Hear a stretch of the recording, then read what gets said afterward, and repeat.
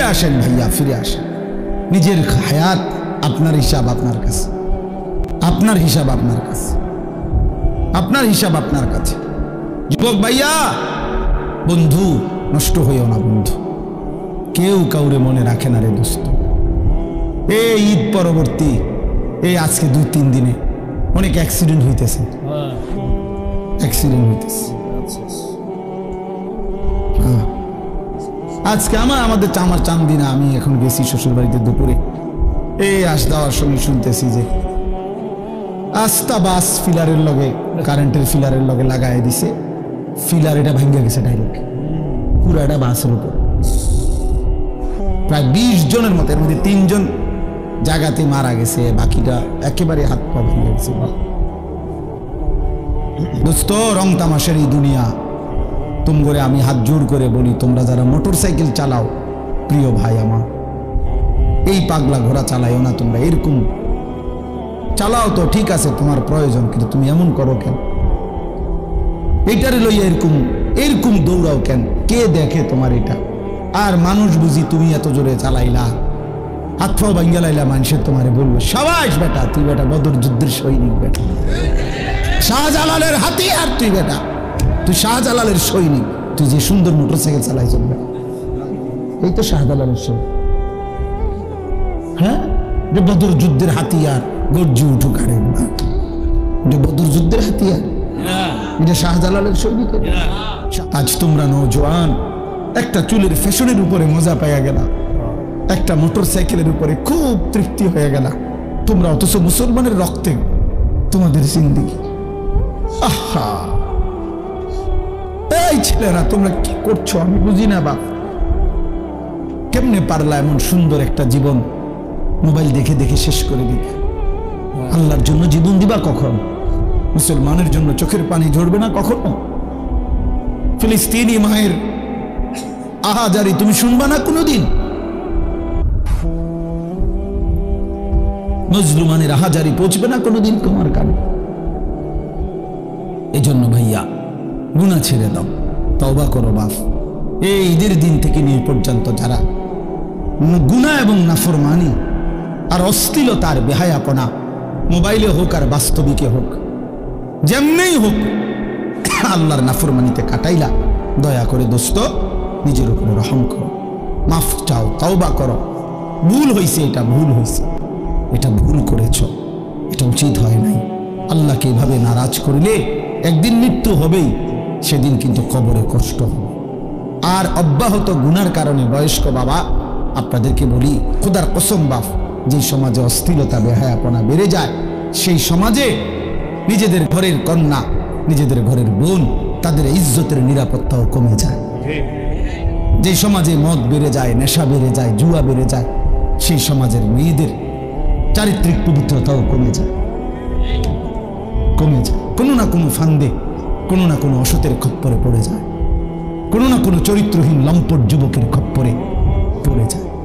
একদিন চরিত্র আখলাক সব নষ্ট করে আখিরাতও বরবাদ হয়, দুনিয়াও বরবাদ হয়। এই জন্য নিজেদের পরিবারের পবিত্রতার জন্য একজন আরেকজনের চেষ্টা করা উচিত। যার যেদূর সাধ্য আছে এতটুকুর ভিতরে হলেও একজন আরেকজনকে, নিজের কন্যা, নিজের ছেলে, নিজের মেয়ে, অথবা যার যেটুকু সামর্থ্য আছে, এটুকুর আলোকে একে অপরকে গুনাহ থেকে ফিরাবার জন্য চেষ্টা করা উচিত। সবাই হাত পাও ছেড়ে দিলে আসমানের ফেরেশতা এসে ঠিক করবে না। আমাদেরটা আমরাই চেষ্টা করতে হবে, আমাদেরটা আমরাই চেষ্টা করতে হবে। আল্লাহ আমাদেরকে তৌফিক দেন। ঠিক কখন অন্তরের মধ্যে আল্লাহর ভয় আসে, সেটা মহান আল্লাহ পাকের ফয়সালা, আল্লাহর ফয়সালা। কেউ এক কথায় বদলে যায়, কেউ 1000 কথায় বদলে যায়, কেউ 1000 বছরও বদলায় না, বদলায় না। এই জন্য আমি অনুরোধ করতেছি, তোমরা প্রিয় ভাই, সন্তান, নওজোয়ান সবাই আল্লাহর কথা মনোযোগ দিয়ে শোনো। সব সময় ভাইয়া আল্লাহর কথা দিল দিয়ে শুনলা।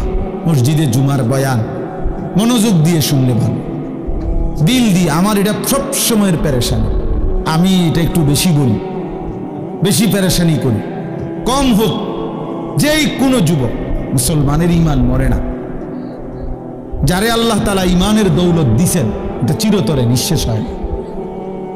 লা তাবদীলা লিখালকিল্লাহ, আল্লাহ তাআলা বলেন আমি আমার সৃষ্টির মধ্যে কোনো পরিবর্তন হবে না।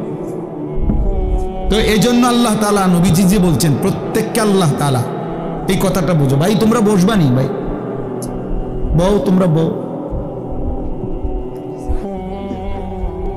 তোমরা তোমাদের কি বাইরে গিয়ে হাসো, তাইলে হাসার বাকি থাকলে বাইরে হাসো গিয়া।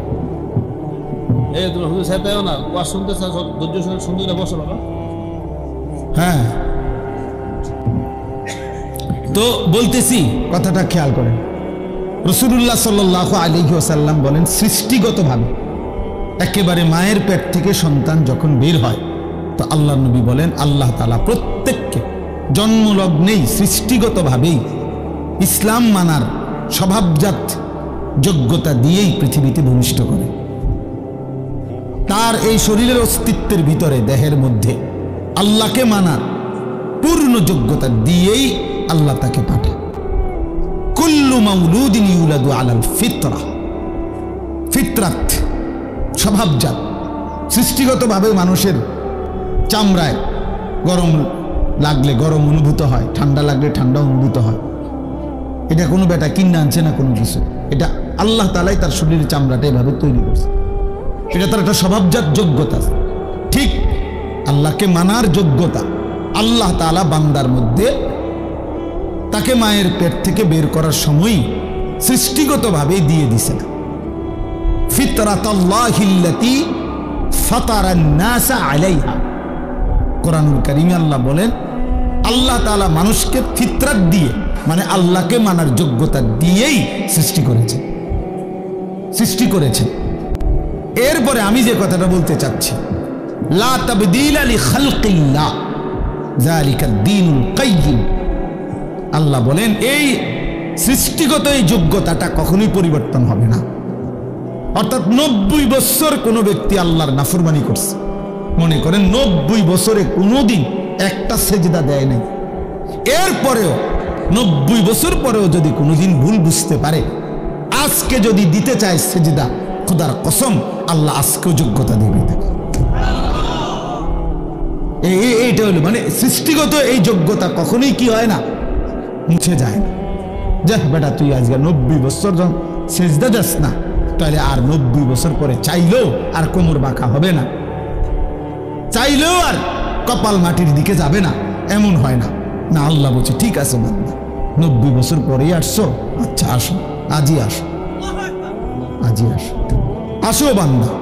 আজ 90 বছর পরে সব হারাইয়া শরীরের ক্ষমতা, যৌবনের ক্ষমতা, এখন আর আগের টাকার জোর নাই, মহল্লায় আগের মতো দাপট নাই, মানুষের কাছে আগের মতো ক্ষমতা নাই, বিবি বাচ্চার কাছেও আগের মতো কদর নাই, বুড়া হয়ে গেছে, সবার কাছেই এখন না কদর। ছেলেরাও বিরক্ত, বাবা বারবার বেশি ভেজাল করে, স্ত্রীও বিরক্ত, বুড়া বেড়া বেশি ফ্যান করে, গ্রামবাসীও মূল্যায়ন দেয় না, টাকা নাই, ক্ষমতা নাই, শরীর নাই, সব দিক থেকে মায়ুস, নিরাশ হয়ে আল্লাহ তাআলা বলছে বন্ধু, সারা পৃথিবী থেকেও যদি শূন্য হয়ে আমার বান্দা 90 বছরে কোনোদিন সেজদা দেয় নাই, বন্দিগি করে নাই, তবুও যদি আমার কাছে সে কোনো একদিন রাত গভীরে আসে আর এক ফোঁটা চোখের পানি ফেলে মাফ চায়, আমি আপনার কাছে ওয়াদা দিলাম আমি ওরেও মাফ করতে। मायूस ना हो अहले ज़मीं, अपनी खताओं से तकदीर बदल जाती है मुद्तर की दुआओं से। बुजुर्गाने दीन बोले निजेर गुनाहेर उपरे যত বেশি হোক আল্লাহর রহমত থেকে বান্দা নিরাশ হও, মায়ুস না হো, হতাশ হও। এক অসহায় যখন অক্ষম হয়েও আল্লাহর কাছে হাত তুলে আল্লাহ তাআলা তার তাকদীর বদলায় দেয়, আল্লাহ তাআলা সিদ্ধান্ত বদলায় দেয়। যা ভেবেছিলাম 90 বছর নাফরমানির পরেও ভেবে তো ছিলাম তোরে জাহান্নাম দেব, কিন্তু আজ এক রাতের চোখের পানিতে সিদ্ধান্ত বদলে দিলাম, জান্নাত দিলাম। আল্লাহু আকবার, সুবহানাল্লাহ। ফাউলাইকা ইউবাদদিলুল্লাহু সাইয়্যাতিহিম হাসানাত, আল্লাহ তাআলা বলেন আমি সমস্ত গুনাহ বদলে নেকিতে পূর্ণ করে দেব। ইল্লা মান তাবা ওয়া আমানা ওয়া আমিলা আমালান সালিহান, শর্ত হলো তওবা করতে হবে, শর্ত হলো আমার এই পুরা মেনে নিতে হবে, শর্ত হলো নতুন করে যে কয়দিন হায়াত আছে নেক আমল শুরু করে দিতে হবে। শুরু করো, ঠিক আছে, বলে আমি আর বাঁচবি কোথায়? হ্যাঁ, আপনি যে কয়দিনে বাঁচেন, যে কয় ঘন্টা বাঁচেন, আপনি সমস্যা কি? আপনি কয়দিন বাঁচবেন মানে? এই জন্য এটা উচিত, এটা জরুরি বিষয়। তাইলে আমার বলার উদ্দেশ্য কি ছিল? যে সৃষ্টিগত যোগ্যতা, আল্লাহকে মানার, আল্লাহর সেজদা করার, আল্লাহর হুকুম মানার, এইটা কখনোই কি হয় না, ছুটে যায়। এটা আল্লাহ তাআলা বান্দার থেকে সরায় না। যা, তুই যেহেতু আজকে 20 বছর সেজদা দাও না, তাহলে এখন আর কোমর ভাঙবে না, হাঁটু ভাঙবে না, যা এটা হাঁটু স্টিল করে দিলাম না, এমন হবে না, এমন হবে না।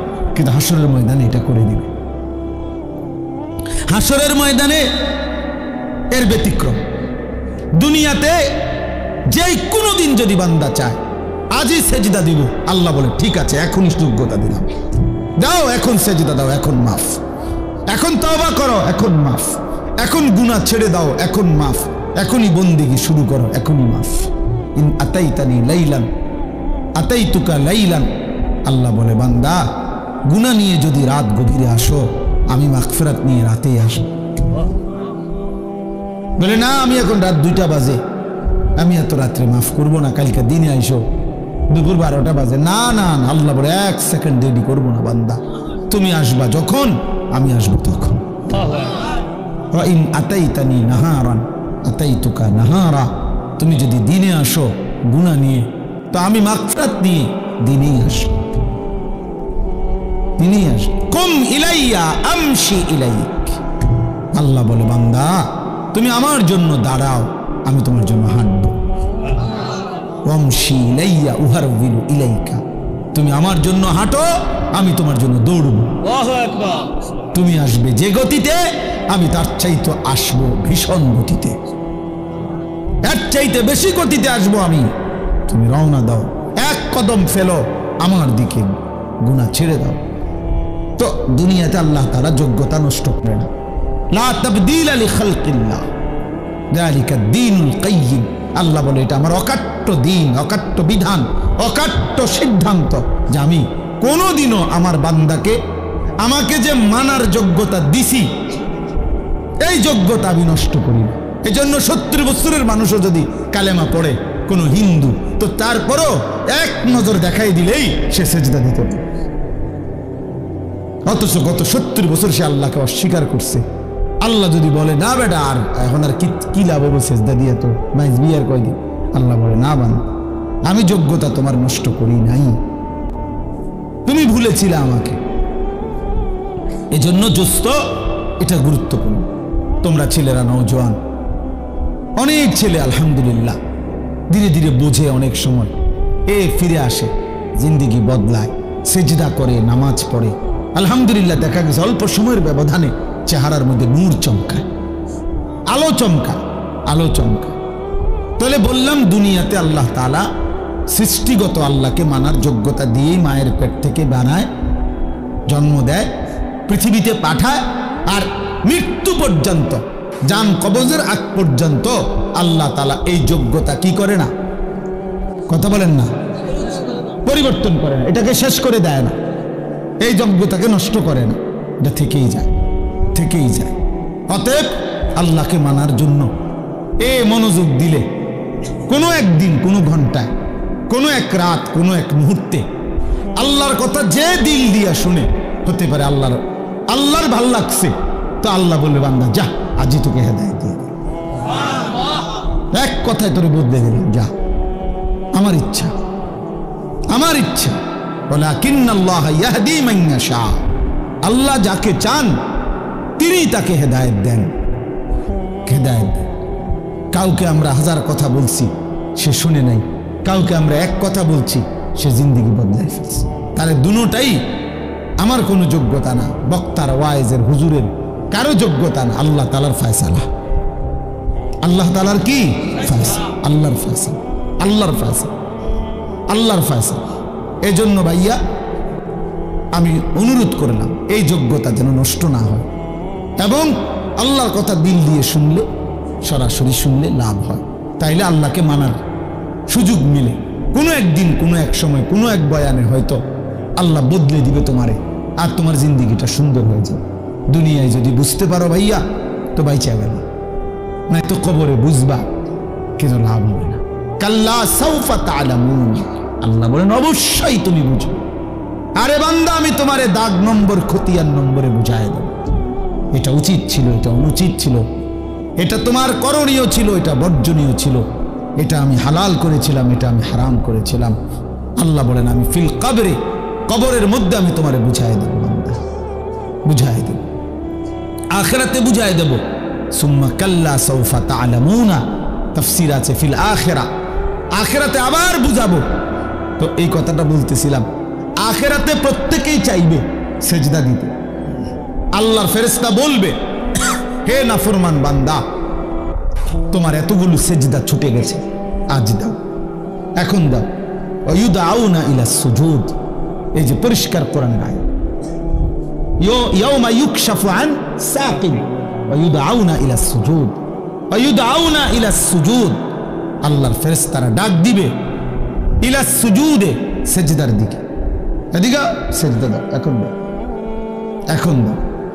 এখন যদি আমরা কাউরে বলি বেটা সারাদিন নামাজ পড়ো না, এখন দাও সেজদা, সে পারবে, ভয়ে হোক যেভাবে হোক, এখন সে সেজদা দিতে কি পারবে। কারণ ওই যে কি হয় নাই, হ্যাঁ হ্যাঁ মাশাআল্লাহ, এই যে বুঝছেন কি হয় নাই বলেন, যোগ্যতা কি করে নাই আল্লাহ তাআলা একদিনের জন্য কি করে না, আটকায় রাখে না, যোগ্যতাটা রাখছে আল্লাহ, এই জন্য এখন চাইলেই দিতে পারবে। কিন্তু ওই দিন ফেরেশতা বলবে ওয়ায়ুদআউনা ইলাস সুজুদ, কিন্তু আল্লাহ বলেন ফালা ইয়াস্তাতিউন, লক্ষ কোটিবার নাফরমান চেষ্টা করবে কিন্তু একটা সেজদা দিতে পারবে না। ওই দিন আর কোমর ভাঙবে না, হাঁটু ভাঙবে না, কোনোই ভাঙবে না, স্ট্যান্ড এটা একদম স্টিল হয়ে যাবে, মজবুত হয়ে যাবে, এমন শক্ত হয়ে যাবে আর হাঁটু ভাঙবে না। আমার শায়েখ আল্লামা মুফতি মুশতাকুর নবী কাসেমি হুজুরের পাও ভাঙছিল 2014 সালে। তো তখন আমি দেখছি ওনার এই বাম পাও গাড়ি অ্যাক্সিডেন্টে ভাঙিয়া গেছিল, দুইখানে রানের কাছেও ভাঙিয়া গেছিল, হাঁটুর নিচেও ভেঙে গেছিল। তখন ওনার এই দুই পায়ে যে অপারেশন করছে, এরপরে এক টানা দীর্ঘদিন প্রায় 7-8 মাসের বেশি এই যে পাওটা যে লম্বা হইয়াছিল ফেলায় রাখছে, এরপরে হাড্ডি জোড়া লাগছে, মানে পাও এটা এরপরে পাওটা আলগি দিতে পারে, ইয়া করতে পারে, কিন্তু এই হাঁটুর এটার ভাঙবে না, এটার বাঁকা হয় না আর কি, একদম একদম সোজা স্টিল হয়ে গেছে। এরপরে আরো মনে হয় 6 মাস এই প্রতিদিন একজন থেরাপিস্ট ডাক্তার আসতো বাসায়, মোমবাতি এরকম আস্তা আস্তা মোটা মোটা মোমবাতি নিয়ে আইতো ওই লোক, এ আগুনে মানে মোমবাতি ধরাইয়া মোমের ফোঁটা এইগুলা পুরা এই আটার মধ্যে মানে একদম আস্তরের মতো বানাইতো, মোটা ওই চুন দিয়া যে অনেকে যেরকম দয়া করে এরকম ব্যান্ডেজ করে, এরকম আপনার মোম দিয়া প্লাস্টার মতো বানাইতো। আস্তে আস্তে একটু একটু একটু একটু করে করে চেষ্টা করতো। তখন কি পরিমাণ চিৎকার উনি করতেন, কাঁদতেন, কারণ এই আস্থা মোমের গলা গলা এটি ফালাইতেছে পুরা আগুন, মানে কি পরিমাণ কাঁদতো। আমরা তখন দেখতাম, পাশে বসে দেখতাম, কান্না কারে কয়, কষ্ট কারে কয়, এই শুধু এটা বাঁকা করার জন্য, এটা বাঁকা হয় না। কতদিন পরে ধীরে ধীরে ধীরে ধীরে ধীরে ধীরে ধীরে একটু একটু করে করে এই হাঁটুটা বাঁকা হয়েছে, স্বাভাবিক হয়েছে। হ্যাঁ হ্যাঁ, ওমান নুআম্মিরহু নুনাক্কিসহু ফিল খালক, আল্লাহ বলেন আমি তো লম্বা হায়াত দিতে দিতে একদিন তোমাকে প্রথম অবস্থায় ফিরিয়ে আনবো। অর্থাৎ একদিন এমন দুর্বল হয়ে যাইবা, বয়স তো আছে হয়তো, বেঁচে তো আছো, কিন্তু ইবাদত আমলের সক্ষমতা থাকবে না, শরীর দুর্বল হয়ে যাবে, ক্লান্ত হয়ে যাবে, বয়সের ভারে অচল হয়ে যাবে। কিন্তু আজকে যাদেরকে শক্তি সামর্থ্য যৌবন দিয়েছেন আল্লাহ, আল্লাহ তাআলা বলেছেন বান্দা কদর করো, কদর করো বান্দা। আওয়ালাম নুআম্মিরকুম, হাসরের ময়দানে আল্লাহ বলবে, বলো না বান্দা কেন নাফরমানি করলা, আমি কি তোমাকে হায়াত দেই নাই? আমি কি তোমাকে হায়াত দেই নাই? আওয়ালাম নুআম্মিরকুম, কেমনে পারলা, কেমনে পারলা? প্রতিনিয়ত আজকে আমি যে আয়াতের অংশ পড়ছি, এই আয়াতের অংশটাই আমি বলে আমার কথা শেষ করব। সূরা বাকারার 185 নম্বর আয়াতের শেষ অংশ আমি 3টা কথা শুধু পড়ছি।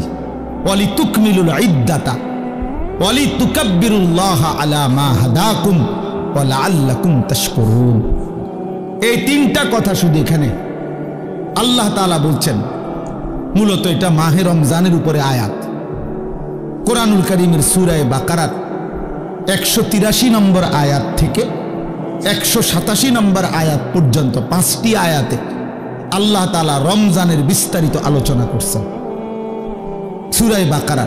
তো এই 5টি আয়াতের মধ্যে মাঝখানের এক আয়াত হলো 185 নম্বর আয়াতে শেষের অংশে আল্লাহ তাআলা ঈদের দিন মানে রমজানের শেষ হলেই ঈদের দিনের করণীয় আর রমজান পরবর্তী জিন্দেগির করণীয় এই 2টা কথা বলছে।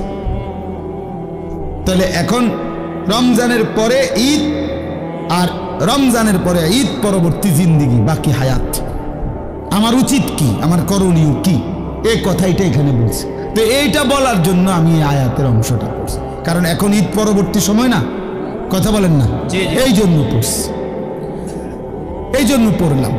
তো আল্লাহ তাআলা বলেন ওয়ালি তুকমিলুল ইদ্দাহ। আল্লাহ বলছেন, এর আগের লাইন হলো, এর আগের কথাটা হলো ইউরিদুল্লাহু বিকুমুল ইউসরা ওয়া লা ইউরিদু বিকুমুল উসরা।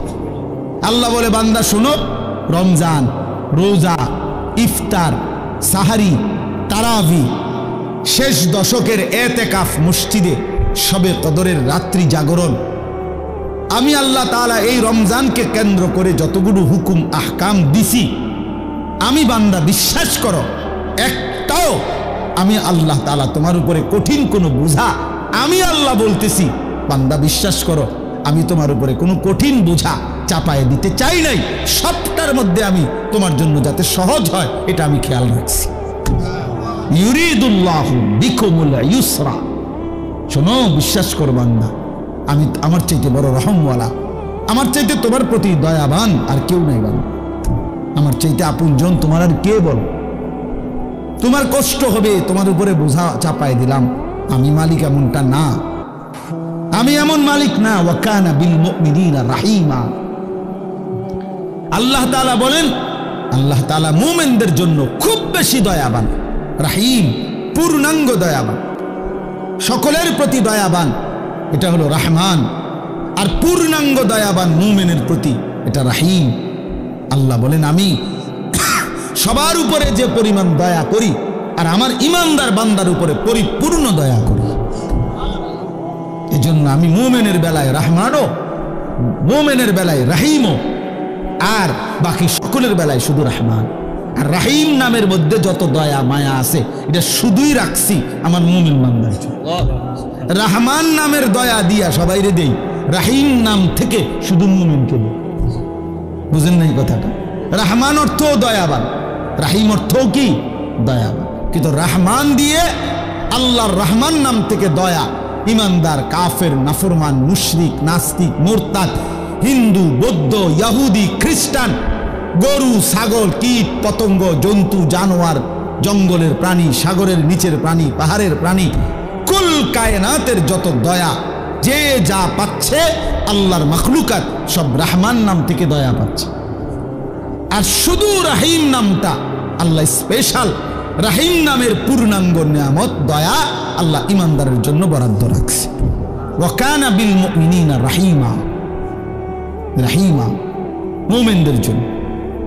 তো আল্লাহ তাআলা বলে, বান্দা আমি আল্লাহ তাআলা বিষয়টা তোমার উপরে কঠিন করি নাই, কঠিন করে 1 মাস রোজা, বিশ্বাস করো আমি জানি বান্দা, আমি বানাইছি তোমারে, আমি জানি তোমার শরীরের মধ্যে এই সক্ষমতা আছে, আমি এটা বেশি বোঝা না, আমার এটা বোঝা না, আমি তোমার জন্য ইফতারের ব্যবস্থা রাখছি, আমি তোমার জন্য সাহারির ব্যবস্থা রাখছি, আমি তোমার জন্য রাত্রিটা যে বিষয়গুলো দিনের বেলা নিষেধ করছিলাম সেটার পূর্ণাঙ্গ রাত্রিটা আবার অনুমতি দিয়ে রাখছি।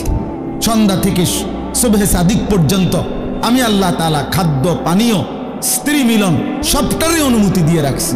দিনের বেলার একটা নির্দিষ্ট সময় 12 ঘন্টা 14 ঘন্টা 15 ঘন্টা আমি আল্লাহ তাআলা এটা নিষেধ করছি। এটা তোমার উপরে কঠিন না। ইফতার কঠিন কোনো বিষয় না, সাহরি কঠিন বিষয় না, 20 রাকাত তারাবি এটা কঠিন নয় বান্দা। শেষ দশক মাত্র 10টা দিন অথবা 9 দিন আমার ঘরে ইতিকাফ করা তোমার এত লম্বা হায়াতের মধ্যে কঠিন কিছু না।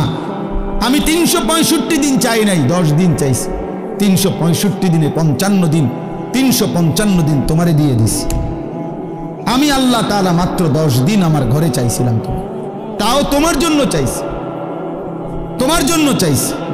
10 দিন পরে যেদিন আমার ঘর থেকে বের করব সেদিন তোমারে ধুয়ে মুছে পাক সাফ করে বের করে দেব, সাফ করে বের করে দেব। তাহলে এই জন্য আল্লাহ তাআলা বলেন, বান্দা একটা হুকুম রমজানে আমি তোমার উপরে কঠিন করিনি। ইফতার, সাহরি, তারাবি, রোজা, নামাজ, ইতিকাফ, শবে কদর কোনোটাই কঠিন কিচ্ছু না। কোনোটাই চাউলের বস্তা সিমেন্টের বস্তা কান্দে লওয়া না। এটা কোনো 10 শতক মাটি কাটা না, এটা কোনো একটা পাহাড়ের মাটি কাটা না, কিছুই না। বরং তোমার শরীর স্বাস্থ্যর সাথে সংগতিপূর্ণ। আবার সুযোগও দিয়ে রাখছে, যদি প্রচণ্ড অসুস্থ হয় ছেড়ে দেওয়ার অনুমতি আছে, লম্বা পথের মুসাফির হয় ছেড়ে দেওয়ার অনুমতি আছে। এরপরে এমন অক্ষম দুর্বল যে রোজা রাখার সামর্থ্যই নাই, ছেড়ে দেওয়ার অনুমতি আছে।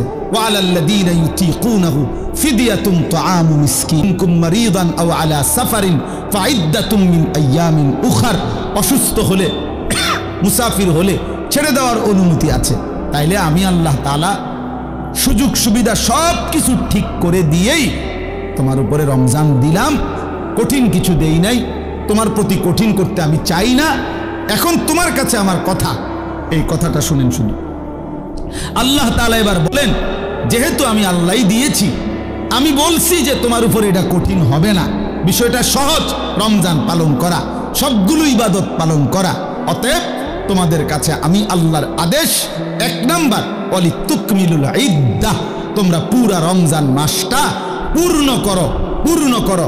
সবটা ইবাদত তোমরা পূর্ণভাবে করো। রোজা পুরা মাস রাখো, তারাবি পুরা মাস পড়ো, ইফতার পুরা মাস ঠিক মতো আদায় করো, সাহারি পুরা মাস আদায় করো, শেষ দশক ইতিকাফ করতে থাকো। সবে কদর বেজর রাত্রিগুলো 21, 23, 25, 27, 29 আমার রাসূলের মাধ্যমে বলে দিয়েছি। শেষ দশকের বেজর রাত্রিগুলোতে সবে কদরের জন্য জেগে থাকো, দোয়া কান্নাকাটি করো। আল্লাহ বলেন, জিকির তেলাওয়াতের কথা বলছি, যেটা যেমনে বলছি রমজানে এটা পূর্ণ করো, পূর্ণ করো, পূর্ণ করো, পূর্ণ করো। তাহলে আল্লাহ তাআলা চেয়েছেন যে বান্দা এই পূর্ণ ইবাদত আমি তোমার কাছে চাই, সংখ্যাটা পূর্ণ করো, তুমি রমজানটা পূর্ণ করো।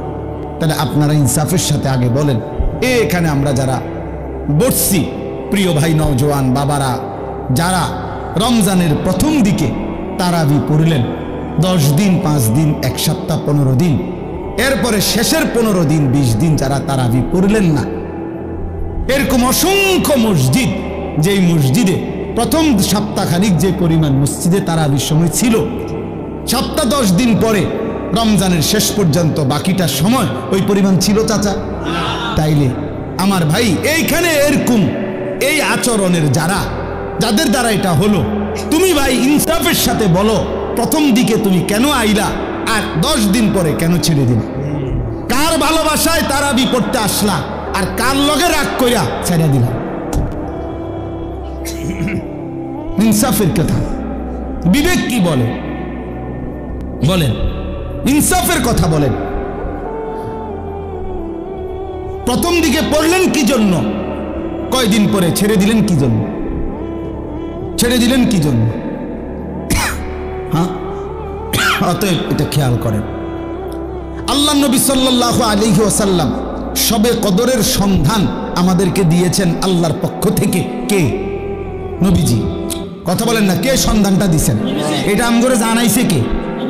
আল্লাহর পক্ষ থেকে নবী সাল্লাল্লাহু আলাইহি ওয়াসাল্লাম জানাইছে কিনা? তো তিনি স্পষ্ট বললেন যে শেষ দশকের বেজর রাত্রিগুলো শবে কদর তালাশ করো, 21, 23, 25, 27, 29। তাহলে আমনে শুধু কেবল 27তম রাত্রিটাই জাগলেন, সবে কদরের জন্য যাই বন্দিগি ইবাদত দোয়া কান্নাকাটি করিলেন তা শুধুই 27 রাত্রিতে করিলেন। তো 23 রাত্রি, 25তম বেজর রাত্রি, 29তম বেজর রাত্রি, 21তম বেজর রাত্রি এটা ছেড়ে দিলেন কেন? কথা বলেন না কেন? এটা কেন ছেড়ে দিলেন বলেন? 27 রাত্রিকে আপনি আলাদা গুরুত্ব দিয়ে আদায় করলেন, তো 29 রাত্রিকে পালন করলেন না কেন? 23তম রাত্রিতে জাগলেন না কেন?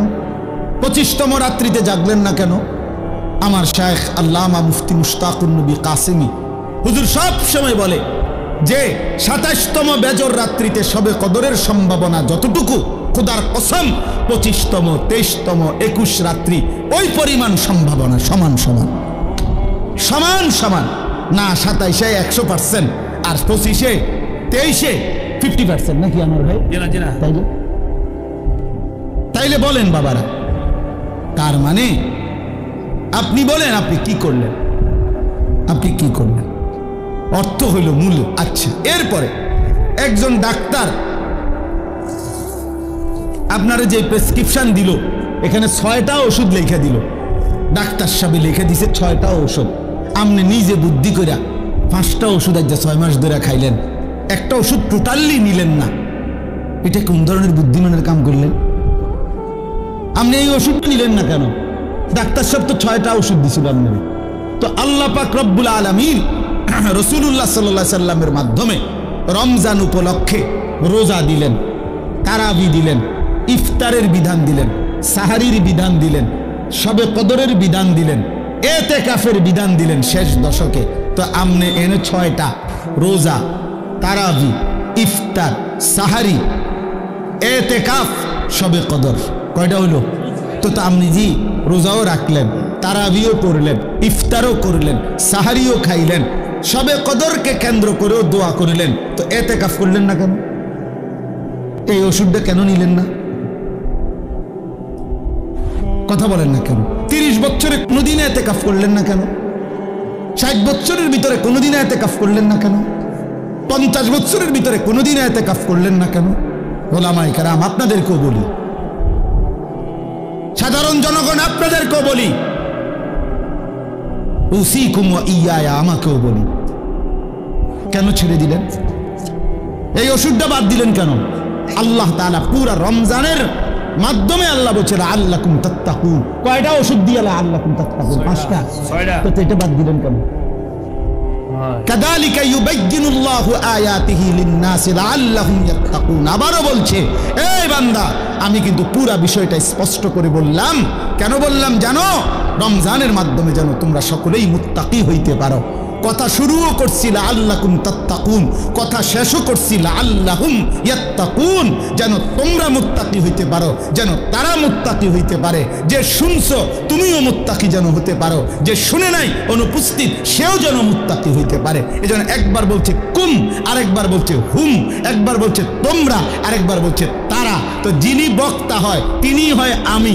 আমি বলতেছি তোমরা মুত্তাকি হও, আমি বলতেছি তারা মুত্তাকি হোক। তো আমি তো আল্লাহ, তো আর বাকি রইল তুমি এবং সে। তো তুমি আল্লাহর কথা যে সরাসরি শুনলো, সে আল্লাহর কথা যার কাছে পৌঁছলো, আল্লাহ বলেন তোমাদেরকেও মুত্তাকি বানাবো, তাদেরকেও মুত্তাকি বানাবো। শর্ত হইল পুরা প্রেসক্রিপশন ফলো করতে হবে। ওয়ালা তুবাশিরুহুন্না ওয়া আনতুম আকিফুনা ফিল মাসাজিদ। এই আকিফুনা ইতিকাফের কথা বলে এরপরে বলছে কাযালিকা ইউবাইয়িনুল্লাহ। এটা বাদ দিলেন কেন বলেন বাবা? সবার জন্য কথা এটা, কেন বাদ দিলেন? তাইলে এখন আমার বুঝ কি? আমি ছোট্ট বুঝ, আমি বুঝছি এর দূর। রমজানের ব্যাপারে আমাদের ফিকির হলো যে হুজুর আল্লাহ এবং তার রাসূল সাল্লাল্লাহু আলাইহি সাল্লাম কি কি দিছে ডি কোন দেন, এডি আমার দ্বারে দেন। এবার বাবুরে আমারটি আমি লইয়া আমার বুঝে যেটা ধরে এইটা আমি করবো, আমার বুঝে যেটা ধরে না এটা ছেড়ে দিব। এইটা পরে আমি একটা বাইল করবো, আপনি জিডি জিডি কইছে নবী ইডি কইয়া দেন, আপনারটা আপনি কইয়া যাজ্ঞান বাবুরে আপনার হতে আপনি। এই হলো এটা। আমার বুঝে ধরছে আমি 10 দিন তারাই ফরমু, আমি 20 দিন ফরতাম না, আপনার অসুবিধা না। আমার অসুবিধা কিচ্ছু, অসুবিধা আপনারা না। আমার একবার একজনে বলছিল অনেক আগে, যে হুজুর আমি মোবাইল চালাইলে আপনার অসুবিধা, আমি না, আরে বেকুফ, আমার অসুবিধা কি বেটা? অসুবিধা তোর বেটা, সমস্যা বেটা। তোরা ফিরাইতে চাই বলে বলছি বেটা, তোর পরিবর্তন চাই বেটা, এই আশায় বলি বেটা। তোর ভাত আমি খাই না, আমার ভাত তুই খাস না বেটা। তোর মতো ফালতু বেটা জাহান্নামে গেলে, তুই বরবাদ হয়ে গেলে আমার সমস্যা কি বেটা? এই জন্য চরিত্রহীন লম্পট ছেলে মনে রাখো, তোমার মতো অপদার্থ যদি জাহান্নামী হয় তো আল্লাহ তাআলার জান্নাতে যাওয়া বান্দার অভাব পড়ে নাই।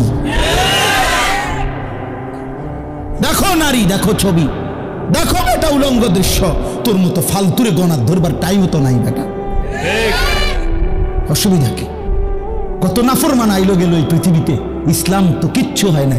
ইসলামের উপরে পালনকারী, ইসলাম মান্যওয়ালা, আল্লাহর কসম, যেদিন নবী সাল্লাল্লাহু আলাইহি সাল্লামের জামানা থেকে আজ পর্যন্ত সর্বযুগে আল্লাহকে সেজদা দেওয়ালা, তাহাজ্জুদ পড়া, কোরআন পড়া, আল্লাহর কোরআন হিফজ করা, আল্লাহর দ্বীন মানার লোকের কোন যুগেই ঘাটতি হয় নাই, হবেও না ইনশাআল্লাহ। তো তোমার মতো ফালতু বেটা কামে লাগলে তোমার লাভ, তুমি বরবাদ হইলে কার কি সমস্যা? আমাদের কি সমস্যা? আমার কি সমস্যা বেটা? বেউকুফ, তোর সমস্যা বেটা, তোর সমস্যা। জাহান্নামের আগুনে কষ্ট পাইবি বাপ, এই জন্য তোরে ফিরাইতে চাইছিলাম। খবরের আযাবে কষ্ট পাইবি বেটা, এই রং তামাশার ফুর্তি শেষ হয়ে যাবে, রঙিন ঘুড়ি কাইটা পড়বে একদিন।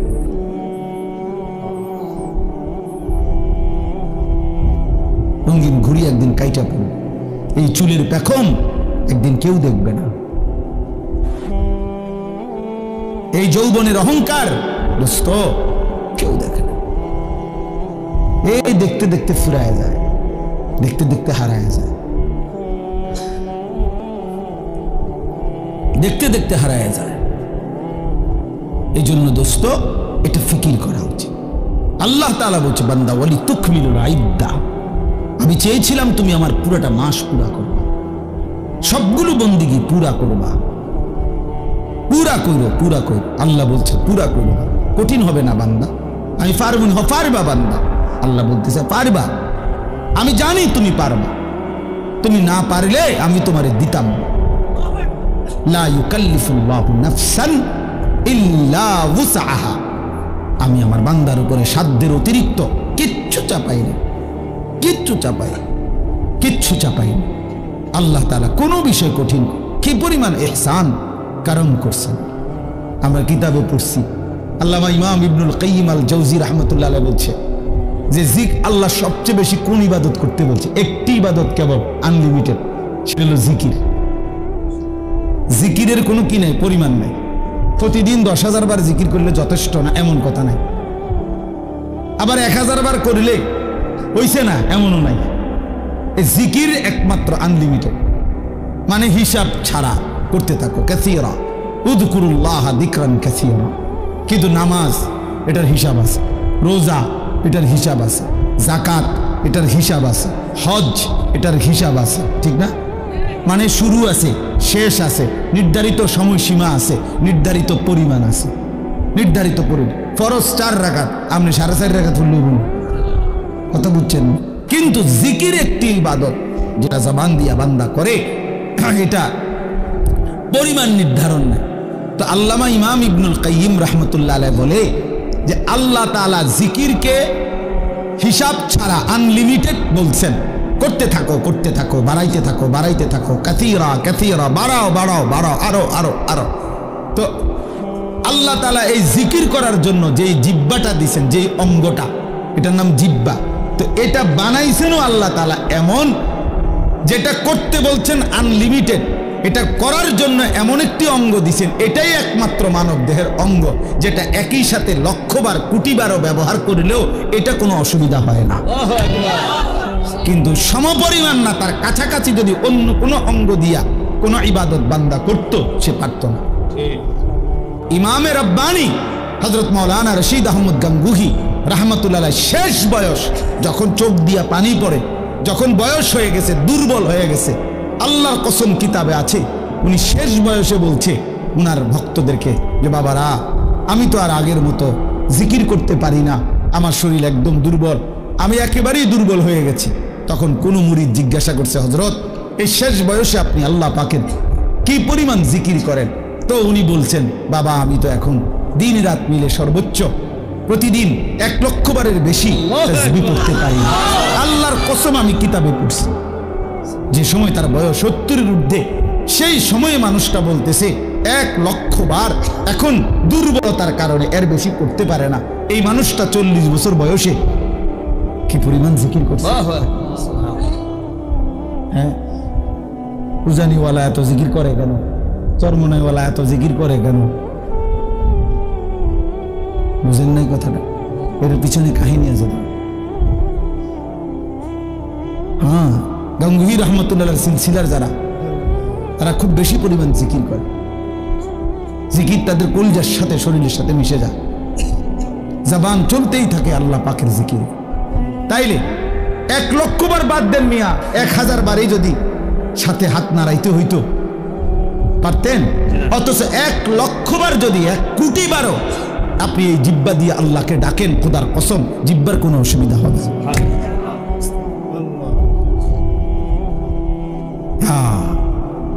এজন্য আল্লাহ তাআলা বলছেন, আমি যেই অঙ্গ দিছি সেটার মধ্যে ওটা পালনের যোগ্যতাও দিছি।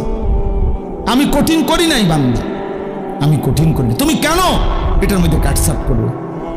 আমি রমজান তোমারে তো বুঝাই দিছিলাম, আমি তো বিধানগুলো বুঝেই দিছিলাম, তুমি পারবে বলেই দিছিলাম, তুমি কাটছাট করলা কেন? তাহলে একটা বিষয় হলো, আপনারা যারা এই রমজানে ইবাদত আমলের মধ্যে ঘাটতি করলেন, আমার ভাই ইনসাফ করলেন না, ইনসাফ করলেন না। রমজানের 1 সেকেন্ড, আল্লাহর কসম 1 সেকেন্ড দাম, 1 সেকেন্ড দাম, প্রতি ঘন্টা প্রতি মিনিট হীরামণি মুক্তার মতো 1 সেকেন্ড। আমার শায়েখ আল্লামা মুফতি মুশতাকুন নবী সাহেব এতেকাফে আমরা একসাথে ছিলাম হুজুরের সাথে, আলহামদুলিল্লাহ। এইবারও আছে, সেই 2013 সাল থেকে আমি হুজুরের সাথে এতেকাফ করি। না হয়তো আজকে 13 দুগুণে 26, 25, তাইলে কত বছর হইল? প্রায় 12 বছর। এই 12 বছর ধরে ওনারে দেখছি, এইবারও দেখছি। মাগরিবের নাম আসরের পরে এই মুনাজাত শুরু করছে, দোয়া করতেছে। শেষ দিন, এই দিন একেবারে আজান, ইফতারের আজানের আল্লাহু আকবার উচ্চারিত হওয়া পর্যন্ত এই হাত নামায় কানছে আর কানছে। তো আমার সাথে আরো যারা ছিলাম, আমরা সবাই দোয়া করা শেষ, মানে আমরা মুনাজাত শেষ, আমরা কথাবার্তা যা কইছি মনে করে যে দূর পারছি বলিও আরো 20 মিনিট হয়ে গেছে ইফতার।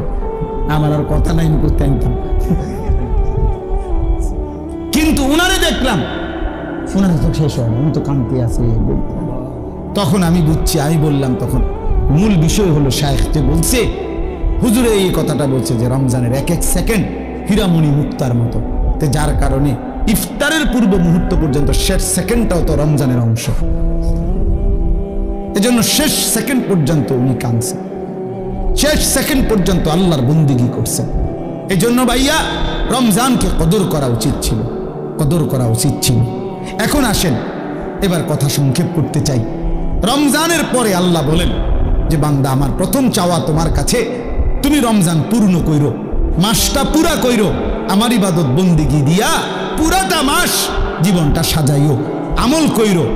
এরপরে ওয়ালি তুকাব্বিরুল্লাহ আলা মা হাদাকুম, যেদিন আমি আল্লাহ রমজান শেষ করে ঈদের চাঁদ উঠাবো, শাওয়ালের চাঁদ উঠবে, রমজান শেষ হবে, তো আমি যে এই একটা মাস তোমারে সিনাইলাম, তোমারে আমি বুঝাইলাম, আমলের তৌফিক দিলাম, হায়াত দিলাম, হেদায়েত দিলাম, এটা ইফতার, এটা সাহারি, এটা রোজা, এটা তারাবি, এটা এতেকাফ, এটা হলো সবে কদর, এমনে করো, এমনে করো, এমনে করো। আমার রসুলের মাধ্যমে তোমারে যে আমি সব কিছুর পথ দেখাইলাম, এই যে আমি নিয়ামত দিলাম, তো এই খুশিতে, এই কৃতজ্ঞতায়, এই জন্যে তুমি চাঁদ উঠলে ঈদের নামাজের পূর্ব পর্যন্ত আমি আল্লাহর তাকবীর বড়ত্ব বলতে থাকো। আল্লাহু আকবার, আল্লাহু আকবার, লা ইলাহা ইল্লাল্লাহু ওয়াল্লাহু আকবার, আল্লাহু আকবার ওয়ালিল্লাহিল হামদ। আল্লাহ আপনি বড়, আপনি বড়, তাই বলেই আপনি আমারে রোজা রাখবার তৌফিক দিছেন, আপনি বড় ইফতারের সুযোগ দিছেন, আপনি বড় বলেই আমার সাহারির সুযোগ দিছেন, তারাবির সুযোগ দিছেন, এতেকাফের সুযোগ দিছেন, শবে কদরের সুযোগ দিছেন। আল্লাহ আপনি বড়, আপনি বড়, আপনি বড়, আপনি বড়, আপনি বড়। রমজানের চাঁদ উঠছে যেদিন এই বছর, আমি সেদিন আমার শায়েখ আল্লামা মুফতি মুশতাকুর নবী সাহেব হুজুরের সাথে মদিনা শরীফ ছিলাম। মসজিদে নববীতে রাসূলুল্লাহ সাল্লাল্লাহু আলাইহি সাল্লামের রওজায়ে আতহার, রওজা মুবারকের ঠিক পিছনে ছাতার নিচে আমরা বসা। বসে নবীজির রওজা শরীফ দেখা যায়, তাকায় তাকায় আসি আমরা। এরকম সময় সূর্য ডুবছে, তো মাগরিবের আজান হয়েছে। ওই দিন মাগরিবের নামাজ দাঁড়াইতে ইমাম সাহেব একটু দেরি করছে, বুঝা যাইতেছে যে একটু দেরি হইতেছে। এরপরে ইমাম সাহেব দাঁড়াইছে, নামাজ পড়ছে। নামাজের মধ্যে প্রথম রাকাতেই ইয়া আইয়ুহাল্লাযীনা আমানু কুতিবা আলাইকুমুস সিয়াম এটা পড়ছে এই মদিনার ইমাম, মসজিদে নববীর ইমাম। তা সালাম ফিরাইয়াই আমি বললাম সাথে ডানে বামে আমার সাথে যারা ছিল আমাকে, তা করে বললাম চাঁদ উঠছে। হ্যাঁ, হেরাগুলো কেমনে বুঝলেন হুজুর? আমি বলি ওই যে তেলাওয়াত করছে, আয়াত পড়ছে, এটাই বুঝা যায়। ওই না তার মাইকে বলে না, তো এমনি বুঝছি যে চাঁদ উঠছে, কারণ ওই জন্যই সিয়াম পড়ছে, রোজার আয়াত পড়ছে। তো এখন বলার উদ্দেশ্য হইল সালাম ফিরাইয়াই ইমাম সাহেব তো একটু পরে সাথে সাথে জানাজার এলান হয়েছে। মক্কা মদিনায় প্রত্যেক ওয়াক্তের পরে জানাজা হয়, তো মাগরিবের পর পর তখন জানাজা হয়েছে।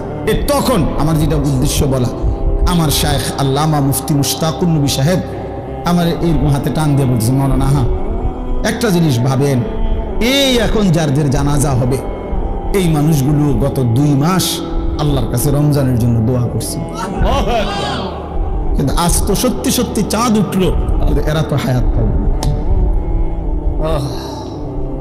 আজকে এখন মাগরিবে যাদের জানাজা হবে এরা কি গত 10 দিন আগে মারা গেছে? এরা তো আজকে মারা গেছে।